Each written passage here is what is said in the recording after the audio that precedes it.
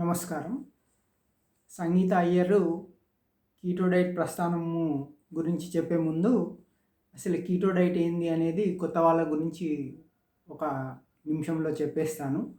Keto diet అంటే 75% natural fats, అంటే కొబ్బరి నూనె, నెయ్యి, వెన్న ఇట్లాంటివి అన్నమాట.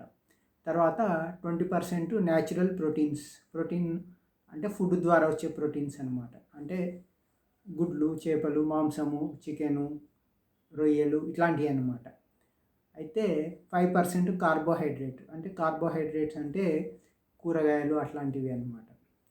చాలా తక్కువ 5%. ఈ పిరమిడ్ అనేది 75% natural fats, 20% natural protein, food protein, 5% food carbohydrates తీసుకుంటే, ఈ పర్సంటేజ్లో తీసుకుంటే దీన్ని కీటో డైట్ అంటారు. దీనికి పెద్ద ఖర్చేం కాదు. అయితే ఇది మంచి రిజల్ట్ వస్తుంది. అయితే ఈ సంగీత అయ్యరు కీటో డైట్ ప్రస్థానము మనకి ఇన్స్పిరేషన్ గురించి చెప్పడం జరుగుతుంది. ఎందుకు అంటే సంగీత అయ్యర్ గారు, ఆమె ఒక తమిళ బ్రాహ్మణ్ అనమాట. అయితే ఆమె బాంబేలో సెటిల్ అయిన ఇప్పుడు ఫేమస్ కీటో డైటీషియన్.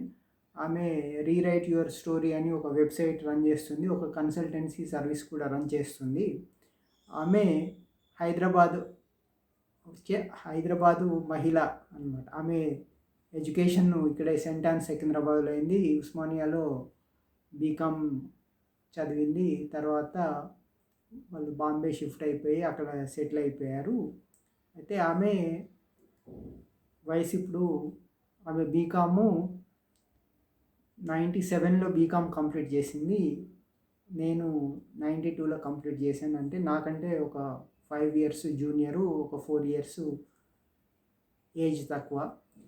విఆర్కే గారు కూడా బీకామ్. అయితే ఫేమస్ డైటీషియన్స్ బీకామ్ వాళ్ళే అవడము ఆశ్చర్యము. ఎందుకు అంటే కొత్త వాళ్ళకి సబ్జెక్ట్ నేర్చుకోవాలనేది కొంచెం ఆతృత, ఇంట్రెస్ట్ ఎక్కువ ఉంటుందన్నమాట. అందుకనే విఆర్కే గారు కానీ, నేను కానీ, సంగీత కానీ ఈ డైట్లో కొంచెము ఎక్స్పర్ట్ అవ్వడానికి అవకాశం దొరికింది. అదే మామూలుగా డైటీషియన్ కోర్స్ చేసిన వాళ్ళు అంత పేరు రాలేదు. అయితే బాంబే ఒకటే కాదు, ఇండియా అంతా పాపులర్ అయిపోయింది.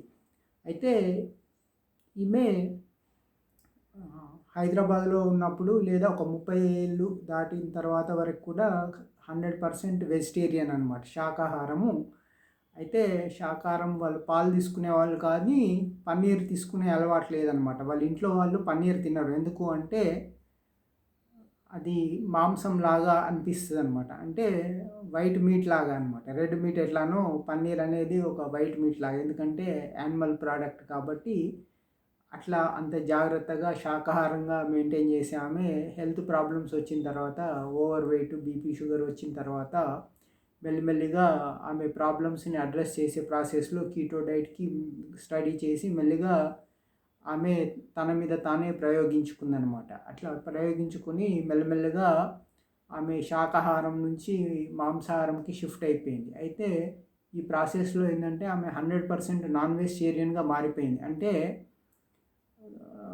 సే నో టు వెజ్ అనే ఒక ఉద్యమం కూడా బాంబేలో లేవదీసి చాలా పాపులర్ అయింది. ఆమె డైరెక్ట్గా అంటే శాకాహారం 100% శాకాహారం తీసుకోదు, 100% మాంసాహారమే తీసుకుంటుంది. అంటే ఒకప్పుడు పన్నీర్ కూడా తినని శాకాహారపు అమ్మాయి ఇప్పుడు 100% నాన్ వెజిటేరియన్కి మారిపోయింది. ఆమె గురించి నాకెందుకు ఒక వీడియో పంపించారు అంటే, నేను శాకాహారిని. అయితే నేను కేవలం ఎగ్స్ వరకే మారానమాట. అంటే నేను కంప్లీట్గా మాంసాహారానికి మారలేకపోయాను. ఎందుకు అంటే మరి అందుకని సంగీత అయ్యారు ఇట్లా మనం శాకాహారము మంచిది కాదు, కార్బోహైడ్రేట్స్ ఎక్కువ ఉంటాయి అని చెప్పి మనకు తెలిసినా కూడా మాంసాహారం తినడము అది కొంత అయిష్టత ఉండొచ్చు, రకరకాల కారణాలు ఉండొచ్చు. అయితే నేను ఎగ్స్ని ఎందుకు బాగా ప్రమోట్ చేస్తాను అంటే, నేను ఎగ్స్ వరకు మాత్రమే తింటాను ప్రోటీన్ కోసము. ఎందుకంటే కంప్లీట్ శాకాహారంలో మనకి ప్రోటీన్ రాదు. అంటే ఆకుకూరలు, కాయగూరల్లో మనకి పెద్దగా ప్రోటీన్ రాదు. అట్లాగే గింజలు తినాలి. గింజలు సంగీత అయ్యర్ అయితే సే నో టు సీడ్స్ అని ఖచ్చితంగా చెప్పేస్తుందనమాట. ఎనీ సీడ్స్ అయినా కూడా వద్దు అని చెప్తుంది. అంటే ఈవెన్ ఆల్మండ్స్, వాల్నట్స్ కూడా సంగీత అయ్యర్ నో అని చెప్పేస్తుందనమాట. అయితే ఆమె పూర్తి వాళ్ళ ఫ్యామిలీని పూర్తి శాకాహారుల తమిళ బ్రాహ్మిన్స్ అయినా కూడా ఆమె ఆరోగ్యం కోసము నాన్ వెజిటేరియన్‌కి షిఫ్ట్ అయిపోయిన తర్వాత ఆమె కేవలము మటను, చికెన్‌కే ఆగిపోకుండా రకరకాల మీట్ అనమాట. అన్ని రకాల మాంసం తినడము అలవాటు చేసుకుంది. అట్లాగే ఆమె నమ్మింది, చేసింది. ఆమెని తర్వాత కన్సల్టెంట్ డైటీషియన్‌గా మారిపోయింది. ఆమె వెబ్‌సైట్‌లో ఆమె ఇప్పటికీ 2000 మంది కన్సల్టెంట్స్‌కి 2000 మంది పేషెంట్లని కన్సల్టేషన్ ఇచ్చాను అని చెప్పి వెబ్‌సైట్‌లో డిక్లేర్ చేసుకుంది. అంటే ఆమె డైరెక్ట్‌గా ఫీజుతో స్టార్ట్ అయిందనమాట.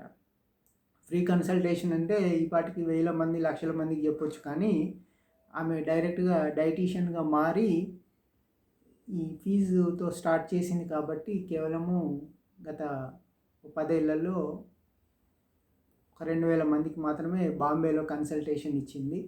సో అట్లా రాను రాను మెల్లిమెల్లిగా కీటో డైట్ అనేది పాపులారిటీ పెరుగుతుంది. జనాలు నమ్ముతున్నారు.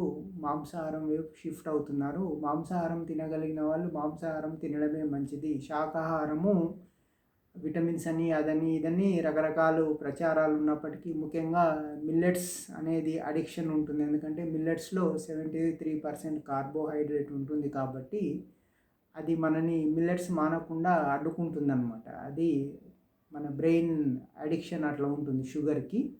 సో అది కొంచెం జాగ్రత్తగా దాటగలిగితే, మాంసాహారం తినగలిగితే చాలా మంచిది అని చెప్పి సంగీత అయ్యరు కంప్లీట్ 100% వెజిటేరియన్ నుంచి 100% నాన్ వెజిటేరియన్‌కి ప్రస్థానం చెప్తుంది.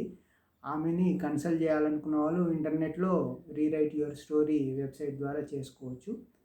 Thank you.